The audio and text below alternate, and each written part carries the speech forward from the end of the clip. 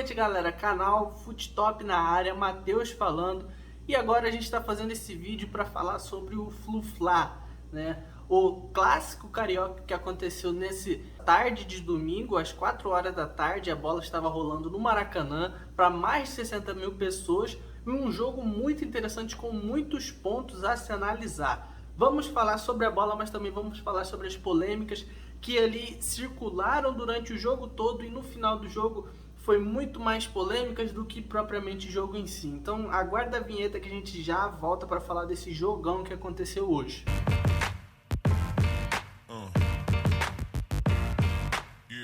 Voltamos, galera. Então vamos falar sobre esse clássico Fluminense e Flamengo, que nos últimos anos, com uma melhora do time do Fluminense, com os investimentos feitos no time do Flamengo, duelaram ali pela liderança, vamos dizer assim, do Rio de Janeiro, né? O Fluminense esse ano vem com um time muito equilibrado e um time muito forte, baseado em cima do jogo do Fernando Diniz, né? Que é ali o toque de bola, a saída de jogo desde a zaga, desde o goleiro, na verdade, né? Vale lembrar também que o Botafogo vem fazendo uma temporada gigantesca, mas como o jogo de hoje foi Fluminense e Flamengo, vamos focar nesses dois times. Então vamos primeiro falar sobre algumas estatísticas, né? No jogo de hoje nós tivemos o Fluminense com 16 chutes e 8 do Flamengo. Desses 16 do Fluminense, 8 foram no alvo, do Flamengo 3 foram no alvo. Fluminense teve 54% da posse de bola contra 46% do Flamengo. E aqui o número mais alarmante que a gente poderia dizer, número de faltas, 25 faltas para o clube do Fluminense e 20 para o Flamengo, um total de 45 faltas. Ou seja, é como se a gente pegasse, é como se fosse uma falta a cada 2 minutos de partida. Tivemos cartão vermelho no final da etapa para o Luiz Araújo, bem aplicado em uma falta perigosa em cima do Marcelo, que pode levar ali a lesão do jogador, e não é isso que nós torcedores queremos. O Marcelo, que é um grande jogador renomado, que está fazendo parte do nosso futebol brasileiro nessa temporada. Então nós torcemos aí que não tenha sido nada demais com o jogador, para que ele possa estar atuando novamente o mais rápido possível pela equipe do Fluminense. Então vamos falar de bola nesse momento. Primeiro tempo, um jogo muito equilibrado, as duas equipes ali com o gás no nível máximo. Então nós tivemos muita entrega pelos dois lados do campo, muita entrega tanto do Fluminense quanto do Flamengo, mas a gente conseguiu ver ali um pouco de domínio maior do time rubro-negro em cima do Fluminense. O Flamengo conseguiu arquitetar mais as suas jogadas e finalizar mais as suas jogadas. O Fábio foi o goleiro, foi primeiro acionado nessa partida com um chute do Gabriel. O Fábio acompanhou ali a saída da bola. Depois nós tivemos finalização do Wesley, tivemos finalização de outros jogadores do Flamengo, tivemos finalização da Arrascaeta, e todas essas jogadas foram do Flamengo no primeiro tempo. O Fluminense respondeu algumas jogadas à altura, mas no primeiro tempo nós tivemos um pouco de vantagem do time rubro-negro. Já no segundo tempo, os papéis se inverteram. O Fernando Diniz, no segundo tempo, fez algumas alterações no clube do Fluminense, né? Ele tira o Martinelli e traz o Ganso para jogar um pouco mais ali por aquela região. Então, os jogadores do Fluminense poderiam ter mais facilidade para atacar na costa do lateral do Flamengo. E foi o que aconteceu desde o primeiro minuto do segundo tempo. O Fluminense teve uma ampla vantagem, principalmente por esse lado do Felipe Luiz, e conseguiu construir muitas jogadas ali por aquele lado. O Flamengo de Sampaoli realizou algumas alterações. O Sampaoli tentou colocando o Alan, colocando o Luiz Araújo do lado direito para responder esses ataques do Fluminense, só que pelo lado do Marcelo, que também pelas mesmas condições do Felipe Luiz. O Sampaoli tentou usar dessa estratégia, mas ali o domínio do Fluminense já era bem maior da posse de bola, tanto que o Luiz Araújo não conseguiu ser tão acionado durante o segundo tempo.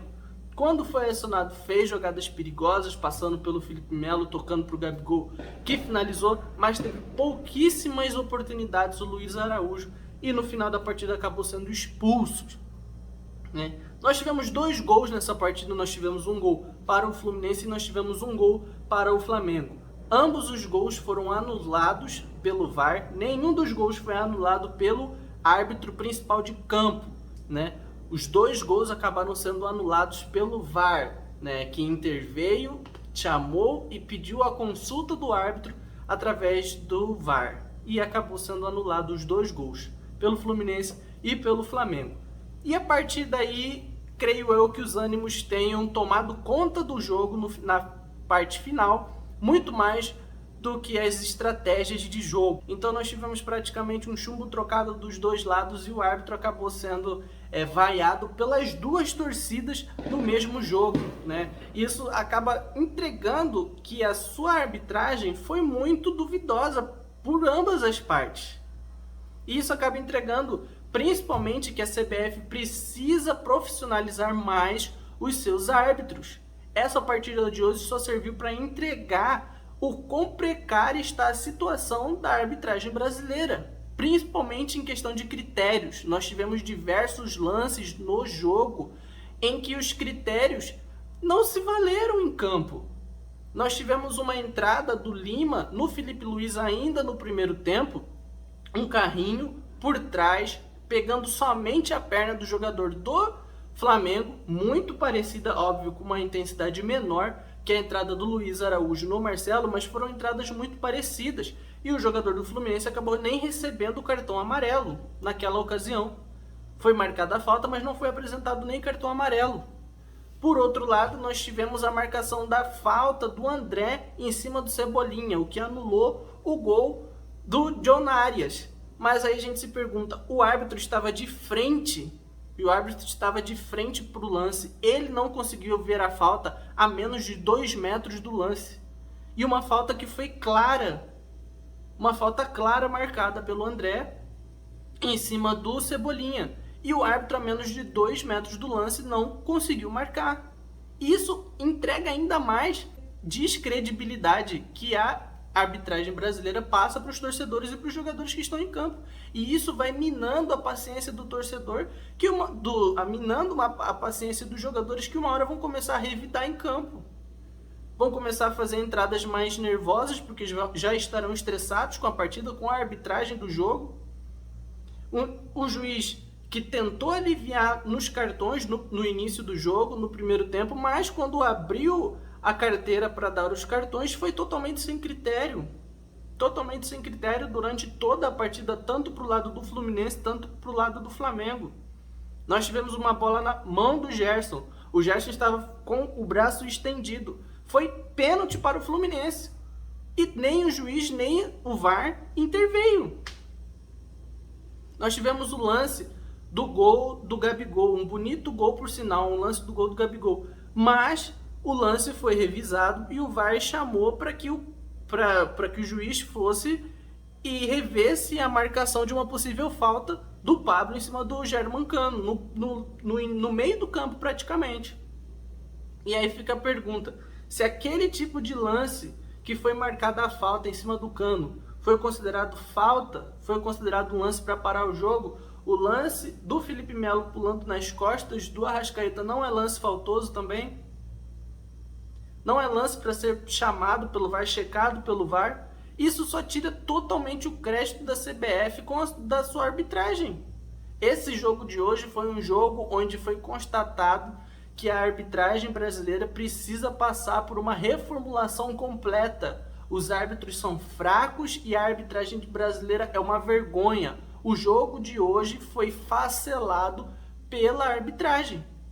Um jogo que foi prejudicado pela arbitragem, desde o início do jogo até o final.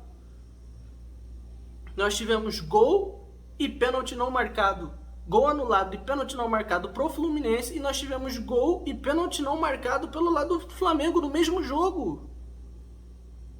E com um critério simplesmente inexistente da arbitragem brasileira.